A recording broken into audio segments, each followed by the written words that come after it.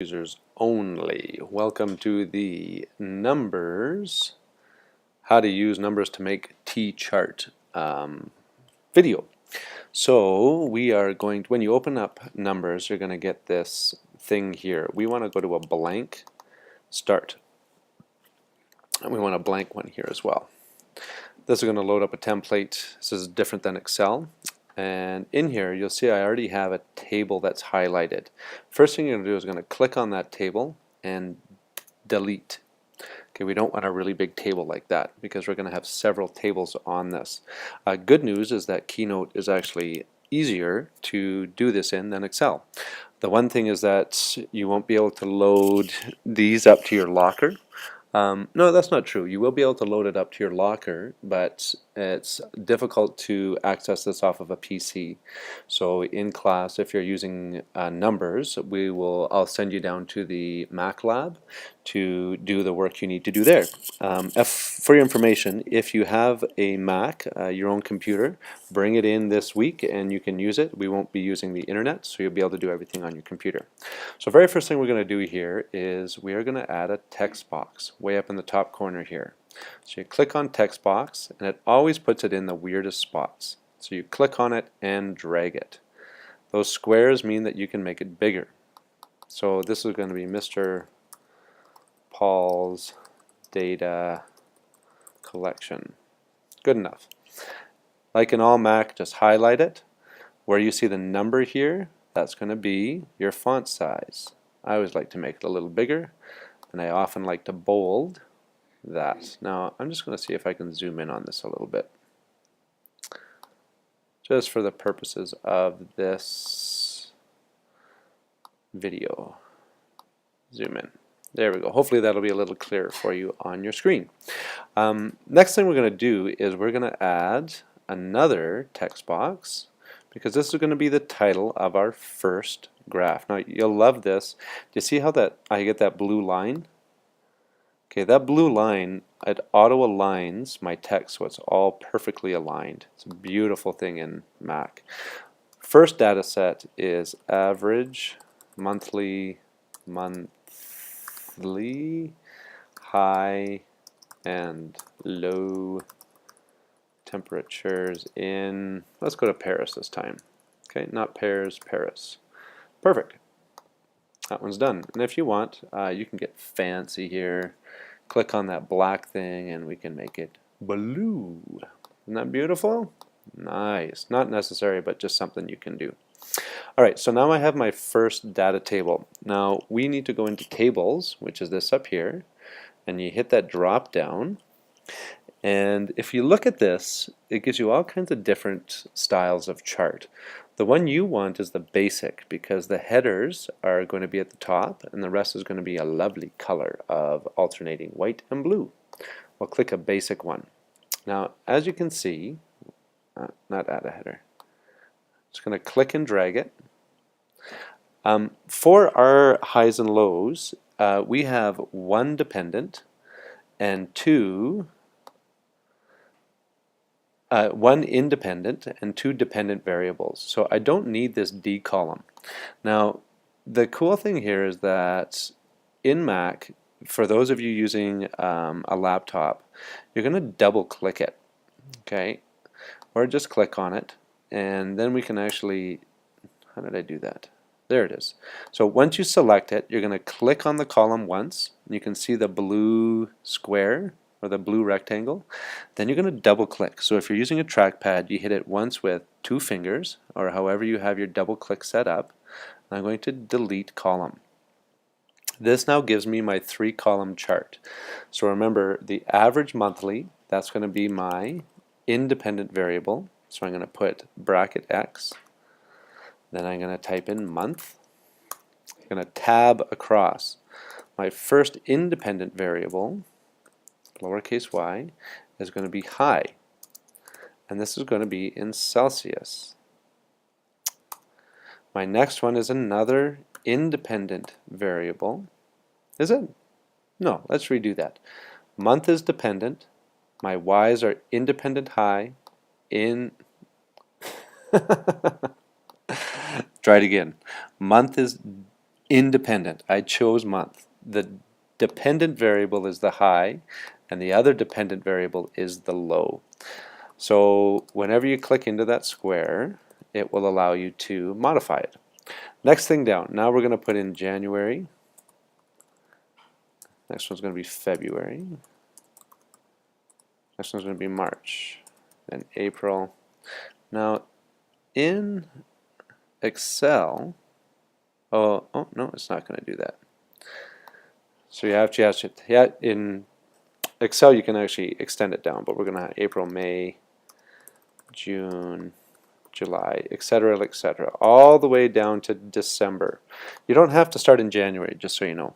So my high, remember, I am not going to put in any degrees Celsius, because that's not what I'm looking for. Let's say another high is 27. I hit Tab. It's going to take me across. Now if I hit enter, it'll take me back to my high C. So this is actually super fast to put in. So let's go 30, tab over, my low is say 20 degrees, enter. Takes me down to the column I'm filling in.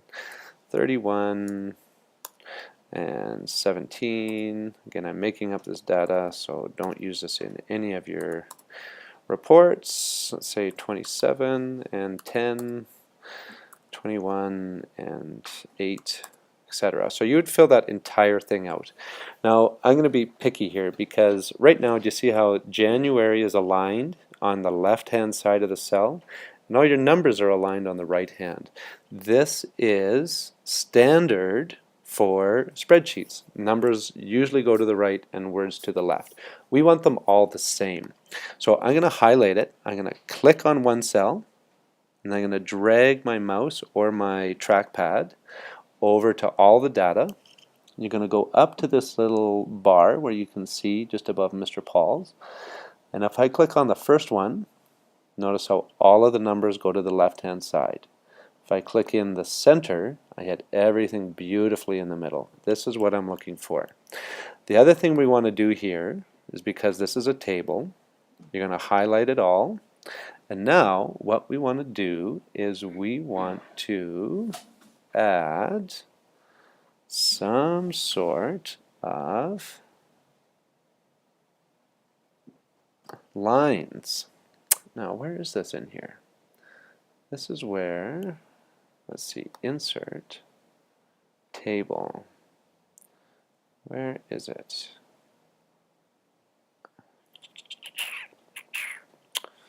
I wonder if it comes up automatically. Let me just check.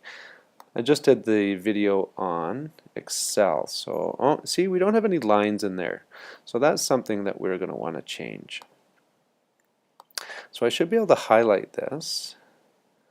And where is it? There it is. I'm going to hit thin. No, I want this to go like so.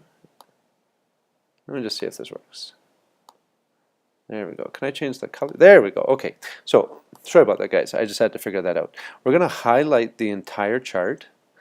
And these top. Okay. So, this section up here where it says 1 point, it has a line, and then we have this box. This one here actually allows us to put an outside edge around the entire chart. Click on again, and we're going to put inside borders. Okay, now if I go print, let's see, there we go. So if, I know it's hard to see in there, but now I have actually lines around my chart. Really important. Okay, so that's my first graph. Now what we're going to do next is we are going to put in a new text box, and I'm going to slide this down. Perfect. And we're going to put number 2. Number 2 was average monthly rain, can't spell, monthly rain days in Paris. You can change any of the colors and fonts that you want there. Let's just make that bold just so you remember. So it's up here, the B, and we might as well make this a different color as well. Perfect. Now, next we're going to do, delete some of those because we don't need them.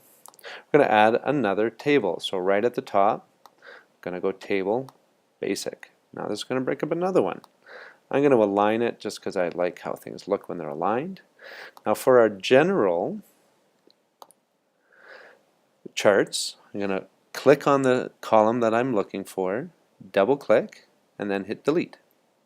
So this one, now do you notice how I get that double arrow? I can actually change the size of these columns. If you want them to be the same size, highlight both of them, and then the arrow will actually change both of them to match.